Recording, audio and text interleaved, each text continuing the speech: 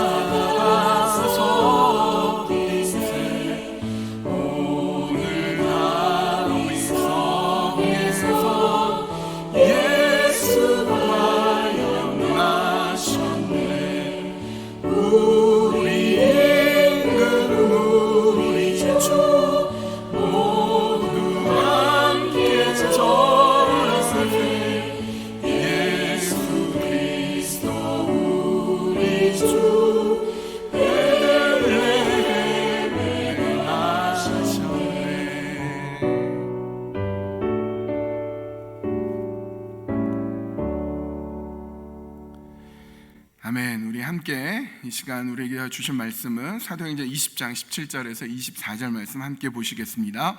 사도행전 20장 17절에서 24절까지 말씀 제가 받들어 읽습니다. 사도행전 20장 17절에서 24절입니다. 바울이 밀레도에서 사람을 에베소로 보내어 교회 장로들을 청하니 오매 그들에게 말하되 아시아에 들어온 첫날부터 지금까지 내가 항상 여러분 가운데서 어떻게 행하였는지를 여러분도 아는 바니 곧 모든 겸손과 눈물이며 유대인의 간계로 말미암아 당한 시험을 참고 주를 섬긴 것과 유익한 것은 무엇이든지 공중 앞에서나 각 집에서나 거리낌 없이 여러분에게 전하여 가르치고 유대인과 헬라인들에게 하나님께 대한 회개와 우리 주 예수 그리스도께 대한 믿음을 증언한 것이라.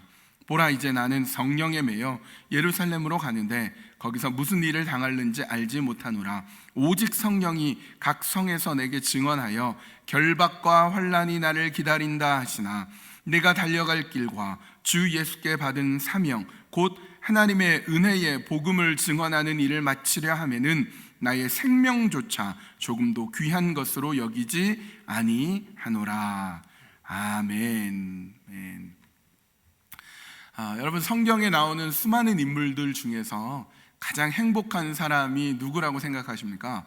저는 가장 행복한 사람이 다메섹 엘리에셀이라고 생각합니다. 다메섹 엘리에셀. 들어는 보셨습니까? 다메섹 엘리에셀.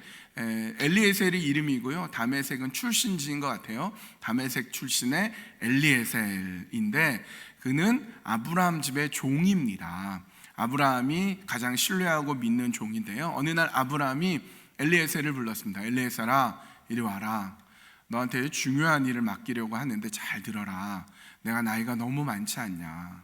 내가 기력이 없고 움직일 수가 없는데 내 아들 이삭도 지금 나이가 많이 들어서 장가갈 나이를 훨씬 넘었다.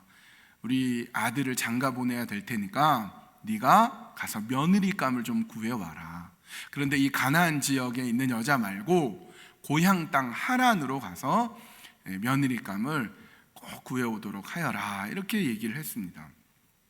여러분, 이삭이 누구입니까? 이삭은 아브라함의 아들이지만 단지 아브라함의 아들로 끝나는 게 아니라 믿음의 조상 아브라함을 통해서 그 계보가 이어져서 그 믿음을 계승하여서 또 이삭의 자녀들, 그 자손들로 계속해서 그 믿음이 퍼져나간 그 중요한 사람이 이삭인데 아직 결혼을 못했으니, 자식이 없으니 어떻게 그 믿음의 계보가 이어질 수가 있겠습니까? 그러니까 이 이삭이 결혼하는 것, 이삭이 아내를 얻는 것, 아브라함의 며느리를 얻는 것은 굉장히 중요한 일인데 아브라함은 나이가 너무 많아서 기력이 없어서 거기 하란에까지 갈 수는 없고 누구를 보낼까? 가장 믿을 만한 이 엘리에셀을 불러서 그에게 맡겼던 것입니다. 여러분, 이 다메섹 엘리에셀이 그 임무를 맡고 나도 귀찮은데, 나도 힘든데 저 가야 됩니까? 이렇게 생각하지 않았을 거예요. 나한테 정말 중요한 일, 너무너무 귀한 일이 나한테 주어졌구나, 내가 쓰임받는구나, 내가 귀한 일을 할 수 있구나, 기뻐서 즐거워하면서 그 일을 하러 갔을 것입니다. 왜요? 쓰임을 받는 사람은 행복하기 때문에 그래요. 나에게 할 일이 있고 그 일이 매우 중요한 일을 하게 되면 보람이 있고요, 기쁘고요, 행복하기 마련입니다. 인생의 의미가 달라집니다. 왕족 출신의 귀족인 청년 이사야는 나라가 어려움 가운데 있고 힘든 가운데 있는 것을 알게 되었습니다. 이 어려운 시기에 특별히 우시야 왕이 죽은 그때에, 왕까지 죽었으니 앞으로 이 나라의 운명은 어떻게 될까? 이 나라는 과연 어디로 가게 되는가 고민을 안고 예루살렘 성전에 들어가서 기도하던 중에 하나님의 소명을 받게 됩니다. 내가 누구를 보내며 누가 나를 위해 갈까? 그럴 때 이사야가 뭐라고 말합니까? 주님, 내가 여기 있습니다. 주여, 내가 여기 있습니다. 나를 보내십시오. 쓰임받는 것, 쓰임을 받을 수 있다는 것, 내가 일할 게 있다는 것은 너무 귀한 일이고 행복한 일입니다. 맡겨진 일이 있고 그 맡겨진 일이 온 천하 만물의 주인이신 하나님께서 나에게 주시는 일이니 그 또한 말할 필요 없이 기쁘고 감사한 일일 것입니다. 반면에 성경에서 가장 불행한 사람은 누구일까요? 성경에서 가장 불행한 사람 누구라고 생각합니까? 저는 예수님이 못 박혀 죽으실 때 오른편에 있었던 강도라고 생각합니다. 이 오른편에 있었던 강도가 예수님께 주님, 당신의 나라에 임하실 때에 나를 기억해 주십시오, 이렇게 얘기하자 예수님께서 그래, 내가 오늘 나와 함께 낙원에 있으리라 얘기했습니다. 낙원에, 천국에 이 막차를 타고 이 오른편에 있었던 강도는 이제 하나님 나라에 갔겠죠. 천국에 갔을 겁니다. 낙원에 갔을 거예요. 그런데 왜 그가 가장 불쌍한 사람, 가장 불행한 사람인가 하면 그는 살아있었을 때 평생 주님을 위해서 한 일이라고는 아무것도 없었습니다. 성경에는 그를 행악자라고 말하고 있습니다. 행악자, 악을 행한 사람, 평생 악을 행하고 자기 마음대로 살고 자기 멋대로 살다가 그 악 때문에 자기가 십자가 못 박혀 죽어가고 있는 그때 예수님을 만나서 그 마지막 순간, 죽어가는 그 순간에 예수님을 보고 감동을 받아서 주님, 당신의 나라에 임하실 때 나를 기억해 주십시오. 예수님이 그래, 내가 기억해 주마, 낙원에 있겠다. 그렇게 마지막 차를 탔지만 정작 하나님 나라에 가서는 아무 쓰임을 받지 못한 거예요. 주님을 위해서 아무 일도 하지 못했습니다. 천국에는 갔지만 수많은 사람들이 머리에 면류관을 쓰고 생명의 면류관, 의의 면류관, 놀라운 면류관을 쓰고 있을 때 이 막차를 타고 낙원에 이르렀던 이 사람은 아무 면류관이 없는 거예요. 어떤 쓰임도 받지 못한 것입니다. 얼마나 땅을 치고 후회했겠습니까? 그는 불행한, 불쌍한 사람이었습니다. 여러분, 우리는 지금 살아 있습니다. 우리에게 생명이 있고 우리 인생을 살아간다면 기왕의 인생을 살아갈 거 내 마음대로 내 멋대로 살아가는 게 아니라 주님께 쓰임받아서 주님이 원하시는 그 길을 가는가, 그게 행복한 사람 아니겠습니까? 여러분, 행복한 사람이 되고 싶습니까? 불쌍한 사람이 되고 싶습니까? 행복한 사람이 되셔야죠. 여러분, 행복한 사람이 되십시오. 어떤 사람이 행복합니까? 하나님께 쓰임받는 사람이 행복합니다. 하나님께 쓰임받는 일꾼에게는요, 몇 가지 특징이 있습니다. 첫 번째로 겸손과 눈물의 사람입니다.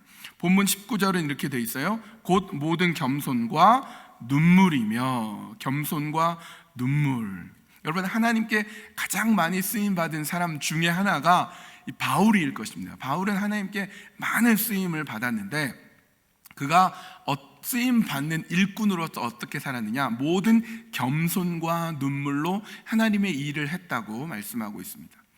하나님의 일꾼들은 언제나 겸손하고 또 눈물이 있습니다. 그런데 여러분, 우리가 오해하고 있는 것 중에 하나가요, 이 겸손에 대한 오해예요. 겸손에 대해서. 제가 대학생 때 교회를 다니는데 그 교회에 소위 좀 부자이신 분이 몇 분이 계셨어요. 그 교회에도. 그런데 제가 대학생 때, 청년일 때 교사하고 또 성가대도 하고 그랬는데요. 성가대를 할 때 그 성가대 전체를 초대하신 분이 있었어요. 이 교인 중에 그 부자인 장로님이 한번 다 오시라고. 그래서 저도 성가대원이니까 그 집에 갔는데 서울에 그냥 한 주택인데, 집인데 정말 깜짝 놀랐어요. 서울 한복판에 있는 집인데 과장을 조금 보태서 그 집에 딱 들어가니까 마당이 골프장만 해요. 마당이 굉장히 넓습니다. 그래서 성가대원들이 한 30명, 40명 됐는데요, 마음껏 거기서 이렇게 활동을 하고, 또 한쪽에서는 이렇게 뷔페 음식을 쫙 차려놓고 또 한쪽에서는 고기를 딱 구워요. 그래서 성가대원들 가족까지 하니까 뭐 훨씬 더 많겠죠. 뭐 한 50명 가까이 쫙 모여가지고 이제 그 장로님이 인사를 하는 거예요. 그러면서 이렇게 얘기하더라고요. 여러분, 누추한 저희 집에 와줘서 고맙습니다. 차린 것은 없지만 많이 드십시오. 이렇게 얘기하더라고요. 아니, 그 차린 것이 없다니요. 엄청나게 많이 차렸는데. 제가 그걸 보면서, 제가 그때 기숙사 살고 있었거든요. 2층 침대가 있고 책상 2개 있는 조그마한 기숙사에 살면서 학교 식당 밥을 먹고 있었는데, 제가 그 얘기를 듣고서는 이게 차린 게 없으면은 저는 맨날 무슨 개밥을 먹습니까? 속으로만 그렇게 생각을 했습니다. 여러분, 우리가 겸손을요 이렇게 생각하는 거예요. 내가 많은 거 갖고 있는데 뭐 조금밖에 안 돼요, 이런 식으로 얘기하는 것이 이 겸손이라고 생각을 합니다. 그러나 여러분, 성경이 말하는 겸손은 뭐냐면 자기 자신을 과신하지 않고 하나님을 과신하는 거예요. 과신이라고 하니까 좀 오해가 있을 수 있는데, 다시요, 자기 자신을 과신하지 않고 하나님만 의지하는 것, 이게 겸손이에요. 나는 많이 갖고 있는데 나 별로 없어요 라고 하는 게 겸손이 아니라, 나는 아무것도 아니며 하나님만 의지하고 하나님만이 내 삶을 주관하십니다. 이게 겸손인 것입니다. 여러분, 평소에 양을 치고 평소에 하나님과 함께 살았던 이 양치기 다윗을 보십시오. 평소에 힘을 비축해두고 평소에 자기 본분을 잘하다가 결정적일 때 나의 실력과 힘을 의지하는 게 아니라 하나님을 의지해서 거기로 나아갔습니다. 여러분, 골리앗과 싸울 때 당대 이 키도 크고 힘이 큰 이 블레셋의 장수 골리앗과 싸울 때 뭐라고 합니까? 너는 칼과 창과 단창으로 내게 오거니와 나는 만군의 여호와의 이름으로 너에게 가노라, 이렇게 담대하게 외쳤어요. 너는 칼과 창과 단창으로 나한테 오지만 나는 그동안 돌팔매질을 하는 거 내가 연습했거든. 내가 그동안 실력 쌓았거든. 내가 진짜 0.1초도 놓치지 않고 날아가는 새도 맞출 수 있는 그런 실력자거든. 이렇게 나가지 않았어요. 오직 여호와의 이름으로 나아가는 거예요. 그게 겸손한 자죠. 겸손한 자라는 것은 하나님만 의지하여 하나님의 힘으로 나아가는 사람, 이게 겸손한 사람. 겸손한 사람에게 하나님이 승리를 주십니다. 여러분, 바울은요 당대 최고의 실력자 중에 하나였습니다. 당대 최고 학파인 가말리엘 문화에 있었고요, 로마의 시민권자였고요, 바리새인 중에 바리새인이었습니다. 으뜸가기로는 대단한 배경을 갖고 있는 사람이었습니다. 그러나 그는 자기가 가진 그 모든 배경을 뭐라고 여겼냐? 배설물로 여겼어요. 배설물로. 왜요? 하나님 의지하려고. 내가 가지고 있는 거, 내가 갖고 있는 능력, 힘, 배경 이런 거 다 내려놓고 하나님 의지하려고. 그게 겸손입니다. 여러분, 겸손한 사람은요 눈물밖에 없죠. 나는 아무것도 아닌데, 나는 정말 내세울 게 없는데 하나님 의지했더니 하나님 놀랍도록 나를 사용해 주셔서 그래서 감사하고, 하나님밖에 보이지 않으니까 그래서 기쁘고. 이 겸손한 사람은 눈물밖에 없습니다. 여러분에게도 이런 겸손이 있습니까? 여러분이 가지고 있는 배경, 여러분이 갖고 있는 힘, 여러분이 갖고 있는 어떤 능력도 의지하지 않고 나는 하나님만 의지합니다. 나는 하나님만 바라보며 하나님이 역사하시고 하나님이 이끌어 주실 것을 분명히 믿습니다. 하나님만 바라보는 믿음의 사람, 겸손한 사람, 그래서 눈물로 하나님을 섬기는 사람, 그런 사람이 되시기를 간절히 바랍니다. 하나님이 쓰시는 일꾼의 특징 두 번째는요, 시험을 참고 주를 섬기는 사람입니다. 19절 중간을 보니까요, 유대인의 관계로 말미암아 당한 시험을 참고 주를 섬긴 것과, 하나님이 쓰시는 일꾼은요 시험을 참습니다. 시험을 그냥 막 참아내는 걸로만 끝내지 않고요, 시험을 이기고 시험을 기쁘게 여깁니다. 야고보서 1장 2절 이렇게 말씀하세요. 내 형제들아, 너희가 여러 가지 시험을 만나거든 온전히 기쁘게 여기라. 여러분, 시험이 오면요 두 종류의 사람이 있어요. 시험 때문에 근심하고 걱정하고 어떻게 해야 되나, 이 시험 때문에 막 눌리는 사람이 있는가 하면, 시험이 오면 그래? 와라. 안 그래도 내 기다리고 있었어. 잘 왔어. 그래, 너가 시험으로 아무리 오더라도 내가 너를 이기고야 말겠다라고 하는 두 사람이 있습니다. 여러분은 어디에 속해 있습니까? 여러분, 유대인들이 바울을 엄청 괴롭혔습니다. 전도하고 있는데 뒤에서 막 소리치고요, 전도 당한 사람들한테 바울에 대해서 막 나쁘게 얘기하고요, 사람들 동원해가지고 바울을 막 끌어내고요, 어떤 때는 성 밖으로 데려나가가지고 돌로 쳐서 거의 죽을 뻔한 일도 있었고요, 바울을 죽이기 위해서 내가 먹지도 않겠다, 마시지도 않겠다고 비밀 결사가 막 조직되기도 하고요. 정말 어려움, 정말 힘든 시험 가운데 있었습니다. 이 보통 시험이 아니죠. 사느냐 죽느냐 이런 문제란 말이죠. 근데 바울은 그 시험을 다 참았습니다. 야고보 사도인 경우에 시험을 기쁘게 여기라고 했잖아요. 시험을 어떻게 기쁘게 여길까? 힘든데. 여러분, 시험이 다가오면 이길 수 있습니까? 시험이 다가오면 어떻게든 꾹 참을 수는 있겠지만 기쁘게 여길 수 있어요? 어떻게 시험을 기쁘게 여길 수가 있겠습니까? 이 말씀에 그 답이 있어요. 시험을 참고 주를 섬겨. 단순히 시험을 이를 악물고 참는 것으로 끝나는 게 아니라 주를 섬기는 겁니다. 주를 섬긴다. 주를 섬기는 게 뭐겠습니까? 영어로 서비스죠. 서비스. 서비스는 예배라는 뜻도 있죠. 예배. 주를 섬긴다. 예배의 답이 있더라고요. 예배했더니 아무리 시험이 커도 내가 이길 수 있더라. 여러분, 시험이 큽니까? 하나님이 큽니까? 당연한 질문입니다. 하나님이 훨씬 크죠. 아무리 시험이 어렵고 아무리 시험이 고통스럽고 아무리 시험이 힘들다고 해도 하나님보다 클 수는 없잖아요. 하나님보다 클 수는 없잖아요. 하나님을 붙드는 것, 하나님 의지하고 하나님 예배할 때 시험을 이길 수 있는 넉넉한 힘이 옵니다. 저는 이런 일들을 참 많이 경험했습니다. 교회에 큰 행사가 있어가지고 젊은 집사님들과 같이 큰 행사를 준비하는데 뭐 이상하게 계속 안 돼요. 시험거리가 계속 옵니다. 사건 사고가 계속 터져. 이걸 어떻게 해야 되느냐. 그럴 때 리더 되는 집사님들하고 의논하죠. 지금 이것은 우리가 하나님께 기도할 때이고 하나님께 예배할 때입니다. 우리 같이 예배합시다. 지금 안 그래도 바빠 죽겠는데 빨리 뭔가 해야 되는데 사람들 찾고 문제 해결하기 위해서 여러 가지 상황들 바꾸기 위해서 막 애를 써야 되는데 잠깐 다 멈추고 예배합시다. 기도합시다. 그래서 막 찬양하고 말씀 보고 기도하고 그랬더니 어느새 딱 보니까 해결돼 있더라고요. 청년들하고 저 시골에 가서, 한국에서 저 시골에 가서 큰 행사를 치르게 됐어요. 사람들 막 불러 모아서 복음 전하고 어르신들에게 선물 주고 예수님 전하게 하고, 이런 일을, 정말 중요한 일을 해야 되는데 이게 날씨가 받쳐줘야 되는데 비가 오는 건다. 비가 엄청 와가지고 못하게 됐어요.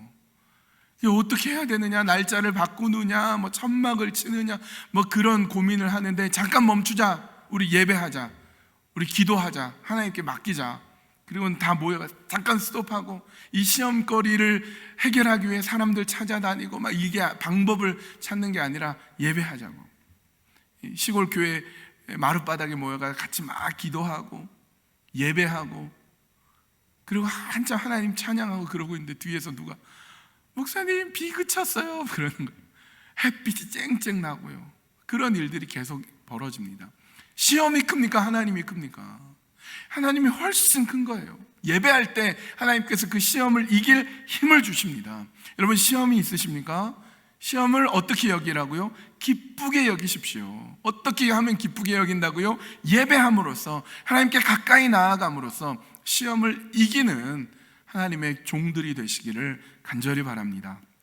하나님이 쓰시는 일꾼의 특징 세 번째는요, 거리낌 없이 전하며 가르치는 사람입니다. 20절 말씀, 20절, 유익한 것은 무엇이든지 공중 앞에서나 각 집에서나 거리낌이 없이 여러분에게 전하여 가르치고. 여러분, 바울은요, 많은 사람이 모여있는 앞에서든지 아니면 어느 집을 방문해서든지 때를 얻든지 못 얻든지 거리낌 없이 주저하지 않고 하나님의 말씀을 가르치고 전하고 나누었습니다. 여러분, 하나님의 말씀, 하나님의 복음을 거리낌 없이 전하고 있습니까? 만나는 사람들마다 어디에서나 어떤 상황에서든지 하나님은 사랑이십니다. 하나님이 당신을 사랑하시며 당신을 통해 놀라운 일을 이루실 것입니다. 전하고 있습니까? 만약 주저하고 있다면 그 이유가 무엇입니까? 복음이 나보다 작은 거 아닙니까? 그 복음을 전해야 되는데 복음을 전하는 일이 나의 체면, 나의 형편, 나의 명성, 이런 것보다 훨씬 작지 않습니까? 고린도전서 1장 23절 이렇게 말씀합니다. 우리는 십자가에 못 박힌 그리스도를 전하니 유대인에게는 거리끼는 것이요 이방인에게는 미련한 것이로되. 여러분, 왜 유대인에게 십자가가 거리끼는 것이 돼요? 유대인에게는요, 십자가가 자기들보다 작다고 여기니까 그래요. 저 십자가, 나무에 사람 달려 죽는 거, 나 그거 싫어, 거리껴, 그렇게 생각하는 겁니다. 여러분, 이방인들은요, 십자가에 어떻게 사람이 죽었는데 다시 살아나? 이 십자가를 미련한 거라고 생각합니다. 십자가가 자기보다 작다고 여기는 거죠. 그랬던 유대인들 구원을 얻지 못하죠. 그랬던 이방인들 구원에서부터 멀어져 가는 것입니다. 어느 대학생에게 시골에서 올라온 대학생이 아버지가 찾아왔어요. 허름하고 농사 짓는 아버지니까 볼품없어 보이는 아버지가 대학생 아들을 찾아왔는데, 친구들하고 어울려서 이렇게 학교에 있는데 아버지가 이렇게 찾아오니까 친구들이 묻죠. 저 사람 누구냐 했더니 이 아들이 우리 집 머슴이야, 이렇게 했다는 거 아닙니까? 자기보다 아버지가 작게 여기면, 자기의 체면, 자기의 어떤 상황들, 자기의 이름, 이런 게 훨씬 높고 아버지가 작게 여기면 그렇게 할 수 있습니다. 그런데 여러분 어떻습니까? 아버지 없이 아들이 어떻게 있을 수 있으며, 아버지 없이 어떻게 아들이 존재할 수 있겠습니까? 이 아들에게 아버지가 훨씬 작은 존재입니까? 그렇지 않죠. 아들보다 아버지가 작을 수가 없습니다. 그 어떤 아버지라도 아들보다 큰 것이죠. 아들보다 존경을 받아야 되는 것이 아버지인 거죠. 십자가가 유대인들에게 작습니까? 유대인보다 훨씬 작습니까? 아니요, 십자가가 훨씬 크시죠. 그러나 십자가를 작다고 여길 때 유대인들은 구원에서부터 멀어져 가는 것입니다. 복음은 절대로 우리보다 작지 않습니다. 복음은 우리를 일으키시는, 우리를 구원하시는 하나님의 능력이십니다. 누군가 복음을 작다고 여기고 복음을 거리낄 때 하나님은요, 그 사람도 거리낄 거예요. 복음이 초라하다고 여기고 복음이 아무것도 아니라고 여길 때 하나님은 그 사람도 초라하다고 여기고 아무것도 아니라고 여길 것입니다. 그러나 복음을 소중히 여기고 복음을 전하고 때를 얻든지 못 얻든지 복음과 함께 나아갈 때 하나님께서 때를 얻든지 못 얻든지 그 사람과 함께 역사하시고 인도해 주시는 것입니다. 그 주님과 함께 하는 것이죠. 제가 한국에 있을 때 안산공대라는 곳에서 수업을 한 적이 있습니다. 몇 년 동안 강사가 되어서 학생들에게 수업을 하는데, 교양 수업이니까 학생들에게 복음을 전해야 됐는데 처음에는 이렇게 좀 문화적으로 좀 접근하죠. 재미있게 접근하고 중간고사 이후부터는 예수님에 대해서 가르치기 시작합니다. 성경이 어떤 것인지, 하나님이 어떤 분인지, 기독교가 무엇인지 차분하게 그냥 가르쳐요. 이 공대 학생들이 그 수업에 온 학생들이 한 반에 한 30명, 또 한 반 한 40명, 50명 이렇게 되는데 대부분 교회를 안 다닙니다. 어떤 학생들은 기독교에 대해 반감도 있고 그래요. 그런데 교양 학점을 따야 되니까 오는 겁니다. 그래서 어떤 친구는 이렇게 하고 싶은 말이 있으면 해보시오, 이런 느낌으로 앉아 있고 반감을 가지고 있고 이런 학생들이 있는데, 한 학기 동안 이렇게 쭉 수업을 가르치면서 복음에 대해서 그냥 있는 그대로 예수 그리스도가 어떤 분이신지 쭉 한 학기 강의를 하면요, 학기가 끝나면 찾아와서 목사님, 교수님, 저 교회 다니고 싶어요, 저 예수 믿고 싶어요. 그런 학생들이 꼭 한두 명씩 생기더라고요. 복음은 반감을 가지고 있고 싫어하고 미워하고 이런 사람들까지도 변화시키는 하나님의 능력인 것입니다. 그 복음을 들고 나아가는 사람의 그 발이 복되고 아름다운 것이죠. 하나님이 쓰시는 일꾼, 거리낌 없이 하나님의 말씀을 전하는 사람, 가르치는 사람, 여러분에게 복음을 전할 기회가 오든지 그렇지 않든지 거리낌 없이 믿음으로 그 복음을 전하고 가르칠 때에 하나님께서 기뻐 받으시며 그 영혼이 살아나게 되는 것입니다. 네 번째로 하나님이 쓰시는 일꾼의 특징은요, 회개와 믿음 증거의 사람입니다. 21절 봅니다. 유대인과 헬라인들에게 하나님께 대한 회개와 우리 주 예수 그리스도께 대한 믿음을 증언한 것이라. 하나님의 은혜가 뭔지 아는 사람은요, 회개할 수밖에 없어요. 내가 얼마나 악한 존재이고 내가 얼마나 구원을 받을 수 없는 존재인데 하나님께서 그런 나를 구원하여 주셔서, 나를 선택해 주셔서, 나를 죄악의 구렁텅이에서 건져 주시사 하나님의 영광의 나라에 임하게 하셨다는 그걸 알면, 그 은혜를 아는 사람은요, 내가 얼마나 악한 존재인지 회개할 수밖에 없습니다. 여러분, 원래 우리의 본성은 어떻습니까? 원래 우리가 선하고 착한 본성을 갖고 있습니까? 아니에요. 우리는 악하고 게으릅니다. 그러나 하나님의 말씀에 비출 때 내가 얼마나 악한 존재인지 알게 됩니다. 깜깜한 밤에 어두운 곳에 거울을 보면 볼 수가 없죠. 그런데 여러분, 어두운 때요, 조명을 예쁘게 해놓으면, 그리고 거울을 보면 되게 예뻐 보이고 잘생겨 보이지만 대낮에 햇빛이 환하게 비칠 때 거울을 보면요, 얼굴에 김이 보이고 주근깨 보이고 주름살 보여요. 내가 깜깜한 세상에 있고 모든 사람들이 악한 사람들 밑에 있으면, 그 사람들과 함께 있으면 내가 좀 좋아 보이고 대단해 보이고 그럴듯해 보이지만, 하나님의 말씀에 비추면, 하나님의 그 빛을 비추게 되면 내가 얼마나 악한 존재인지, 내가 얼마나 하나님 앞에 바르게 서지 못한 존재인지 알게 됩니다. 그런 사람은 하나님께 회개할 수밖에 없는 것이죠. 어떤 사람은요, 내가 좋아서 예수님 믿고, 내가 예수님 믿고 싶어서 예수님 믿는 사람이 아니라, 내가 하나님께서 이끄시고 또 발에 채여서, 하나님 발에 채여서 하나님 믿을 수밖에 없게 되었습니다 라고 고백하는 사람들이 있더라고요. 하나님께 얻어맞아가지고 결국은 하나님께서 나를 이까지 오게 했습니다, 이렇게 얘기하시는 분들이 있어요. 내 힘대로, 내 능력으로 믿습니까? 그렇지 않아요. 하나님께서 나를 이끌어 주시니까, 하나님께서 나의 삶을 주관해 주시니까 그 믿음 가지고 주님 앞에 나오는 거죠. 그게 은혜예요, 은혜. 여러분, 이 은혜를 아는 사람은요, 이 은혜의 지배를 받는 사람은 하나님의 은혜 가운데 있기 때문에 회개할 수밖에 없어요. 내 힘이 아니구나, 내 의지와 내 노력이 아니구나, 하나님이 역사하시는구나. 회개할 수밖에 없는 것이죠. 여러분, 회개란 무엇일까요? 회개란 나 자신을 비우는 것입니다. 여러분, 우리 마음이 하나의 통이라고 생각해 보십시오. 우리 마음의 통에 보면 우리의 계획도 있죠, 야심도 있죠, 고민거리도 있죠, 취미도 있죠, 좋아하는 것도 있죠. 다양한 것들이 우리 통 안에 있어요. 회개란 무엇이냐? 그 통을 깨끗이 비워냅니다. 그 잡다한 것들, 쓰레기와 같은 것들 다 버리고 이제 그 그릇 안에 예수 그리스도만으로 가득 채우는 것입니다. 그래서 예수 그리스도께서 내 삶을 인도하시도록 나를 맡겨드리는 것, 이것이 회개, 이것이 회개. 따라서 하나님께 쓰임받는 사람은 회개하는 사람입니다. 회개하는 사람.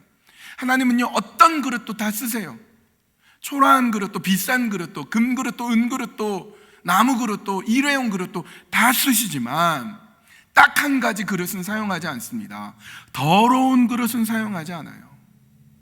우리가 하나님께 쓰임 받아야 되지 않겠습니까? 그렇다면 회개할 때 내 그릇을 깨끗이 비워낼 때, 그래서 그 그릇 안에 예수 그리스도만 담고 예수 그리스도만 담아내는 삶을 살아갈 때 하나님께서 그 사람을 사용해 주시는 것입니다.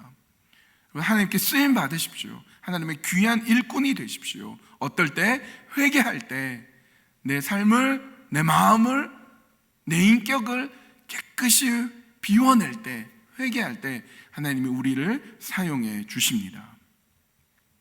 마지막 5번째로요, 하나님이 쓰시는 일꾼은요, 나의 생명을 조금도 아끼지 않는 사람입니다. 24절 말씀 읽습니다. 내가 달려갈 길과 주 예수께 받은 사명 곧 하나님의 은혜의 복음을 증언하는 일을 마치려 하면은 나의 생명조차 귀한 것으로 여기지 아니하노라. 여러분, 지금 바울은 밀레도에 있습니다. 그리고 그동안 섬겼던, 사랑하는 에베소 교회의 장로님들 보고 와달라고 초청을 했습니다. 그래서 밀레도에서 고별 설교를 하는 장면이 오늘 본문의 말씀입니다. 고별 설교, 마지막 설교예요. 그러면 이 설교가 끝나면 어딘가 간다는 뜻이죠. 어디를 가는 겁니까? 예루살렘으로 갑니다.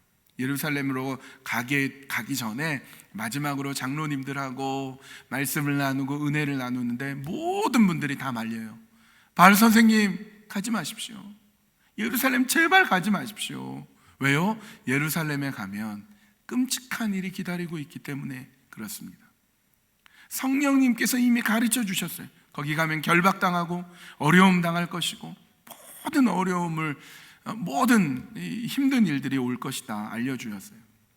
아가보라는 당대의 아주 최고의 예언자가 구체적으로 어떤 식으로 결박당하고 어떤 식으로 끌려나가서 수모와 수치를 당할지 얘기했어요. 여러분, 바울이라고 왜 그게 좋겠습니까? 바울이라고 왜 자기 목숨이 아깝지 않겠습니까? 바울이라고 시험과 환난이 즐겁겠습니까? 좋기만 하겠습니까? 얼마나 싫겠습니까? 모든 장로님들이, 모든 성도님들이 말리는데 바울은 아닙니다. 제가 예루살렘으로 갑니다. 왜 그랬을까요? 왜 그랬을까요? 한 번은 어느 서기관이 예수님을 찾아와서 말했습니다. 선생님, 어디 가시든지 제가 선생님 쫓아가겠습니다. 이 얘기를 듣고 예수님이 이렇게 말씀하셨습니다. 마태복음 9장 20절, 예수께서 이르시되 여우도 굴이 있고 공중의 새도 거처가 있으되 오직 인자는 머리 둘 곳이 없도다. 여러분, 예수님이 온 만물의 주인이시지만요, 머리 둘 곳 하나가 없었어요. 마구간에서 태어나서 평생 집 한 채 갖고 살지 못하다가 공생의 기간 내내 머리 둘 곳조차 없었던 그 주님, 생애를 마치시고 나서 마지막 때에, 생애의 마지막 때에 저 십자가 위에서 물과 피를 다 쏟아주셨던 주님, 그렇게 모든 것을 다 버리신 주님이 나의 주님이라고 바울이 고백하는데 어떻게 바울이 위험을 피하고 환난을 피하고 목숨을 건지기 위해서 편안한 삶을 추구할 수 있겠습니까? 이것이 바울의 고백이었습니다. 바울은 예수님이 어떤 분인지 알고 예수님께 배웠고 예수님의 마음을 담도록 살아갔습니다. 그래서 목숨도 귀한 것으로 여기지 않을 수 있었던 것입니다. 저 전라도 광주에 최흥종 목사님이라고 있습니다. 광주 출신 최초의 목사님인데요, 3.1운동 때 만세운동을 부르다가 체포당해서 옥고를 치르기도 했고, 문둥병자, 한센병이죠. 문둥병자와 결핵환자와 거린들 수백 명의 아버지라고 불리었던 최흥종 목사님이라고 있어요. 근데 이분이 젊었을 때부터 그렇게 훌륭한 목사님은 아니었습니다. 그분은 오히려 젊었을 때 깡패에 가까운 그런 사람이었어요. 1909년도, 옛날 얘기죠. 1909년도 오웬이라는 선교사가 폐렴에 걸렸을 때 포사이드라는 선교사가 그 오웬 선교사를 도와서 그를 좀 고치기 위해서 자기를 좀 도와줄 수 있는 사람을 구했어요. 그때 최흥종이라는 이 젊은이가 돈을 많이 준다는 얘기를 듣고 내가 안내를 하겠다고. 이게 최흥종, 젊은이 최흥종이 말고삐를 잡고 포사이드 선교사님이 타고 있는 말고삐를 잡고 이렇게 길을 가고 있었어요. 길 안내를 하는 거죠. 도중에 구걸하고 있는 문둥병자 여인을 만나게 됩니다. 그러니까 포사이드 선교사님 잠깐 멈추라고 해서 봤더니 이 여자가 사실 지금 굉장히 위급한 상황이었던 거예요.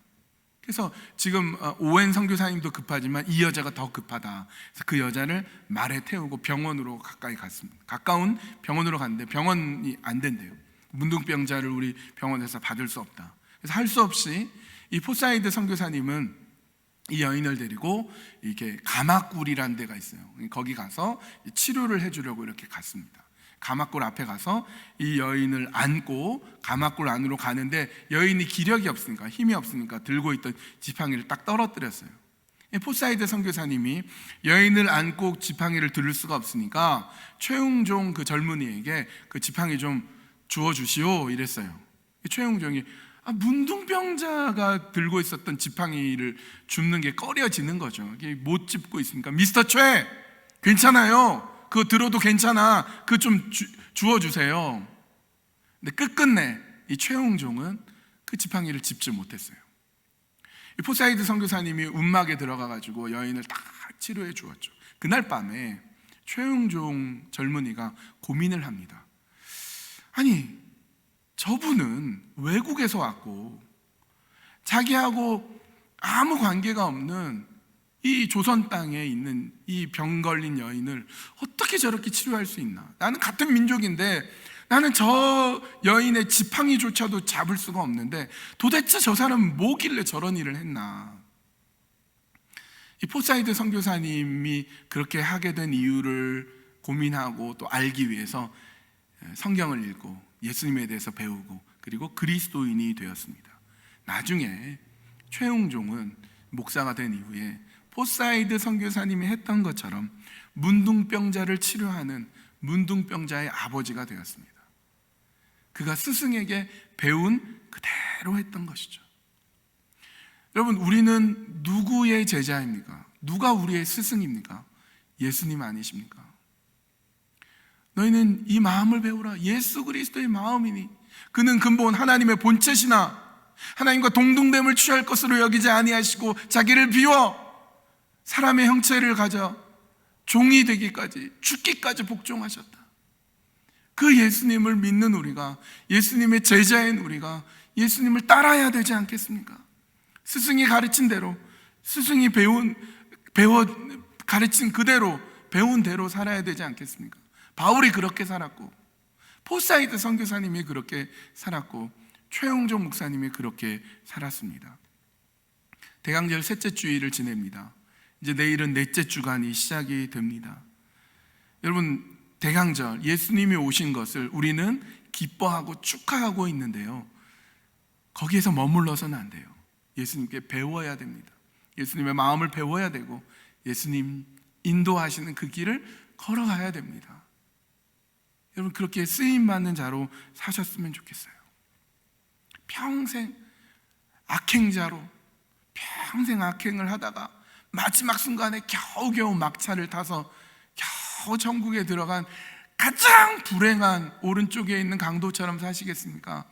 아니면 쓰임받아서 하나님께 쓰임받은 일꾼으로 기쁘게 평생을 하나님 원하시는 대로 살다가 그렇게 행복하게 주님께 가시겠습니까? 어떤 사람이 되시겠습니까? 행복한 사람이 되십시오. 평생 쓰임을 받고 예수 그리스도 닮아 예수님 인도하시는 그 길을 걸어가는 우리 모두가 되기를 간절히 바랍니다. 기도하시겠습니다. 하나님, 우리로 하여금 하나님의 자녀로 삼아주시고 하나님을 믿는 자로 세워주셔서 감사합니다. 하나님이 쓰시는 일꾼은 겸손과 눈물이고 시험을 참고 주를 섬기며 거리낌 없이 전하며 가르치고 회개와 믿음을 증거하고 나의 생명을 조금도 아끼지 않는 사람인데, 하나님, 오늘 내가 그런 사람으로 서 있기를 원합니다.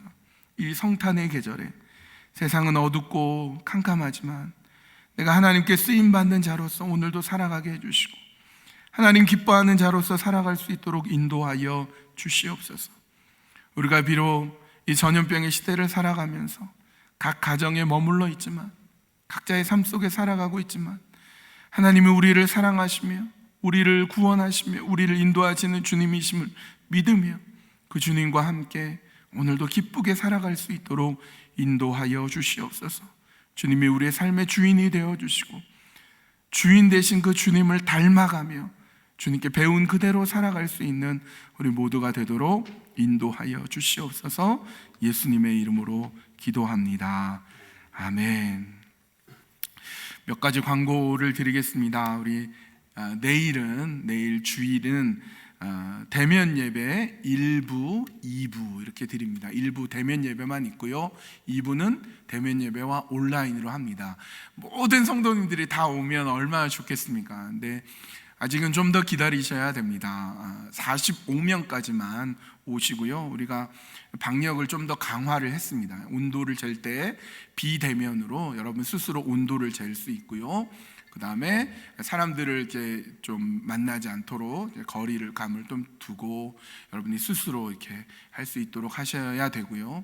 오시기 전에 감기 기운이 있다거나 컨디션이 안 좋으면 괜찮습니다. 집에서 온라인을 통해서 예배를 드리셔도 됩니다. 단 마음을 다해서, 정성을 다해서 예배 드리셨으면 좋겠고요.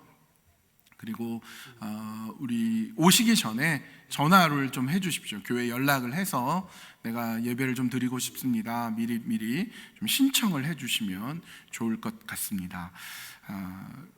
내일 예배 이후에 예산 공동의회가 있습니다. 못 나오시는 분이 많기 때문에 온라인으로도 중계를 해 드리도록 하겠습니다. 유아유치부 아동부 행사가 또 있어요. 그래서 안전하게 하기 위해서 드라이브 스루로 하니까 여러분 해당되는 분들은 드라이브 스루로 와서 또 이렇게 받아가시면 되겠고, 주일날 오실 때, 내일 오실 때 오치즈 어린이 성탄 선물 보내기 운동을 하고 있는데요, 여러분 선물을 잘 준비하셔서 기도하는 마음에 편지도 또 써가지고 거기 넣고 그렇게 갖다 주시면 되겠고요. 혹시 못 오시면 꼭 그 박정아 전도사님이나 팀원들한테 연락을 해주시면 픽업을 직접 할 수가 있으니까 꼭 그렇게 해주셨으면 좋겠습니다.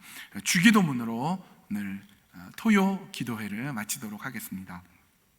하늘에 계신 우리 아버지여, 이름이 거룩히 여김을 받으시오며 나라의 임하옵시며 뜻이 하늘에서 이룬 것 같이 땅에서도 이루어지이다. 오늘 우리에게 일용할 양식을 주옵시고 우리가 우리에게 죄 지은 자를 사하여 준 것 같이 우리 죄를 사하여 주옵시고 우리를 시험에 들게 하지 마옵시고 다만 악에서 구하옵소서. 대개 나라와 권세와 영광이 아버지께 영원히 있사옵나이다. 아멘.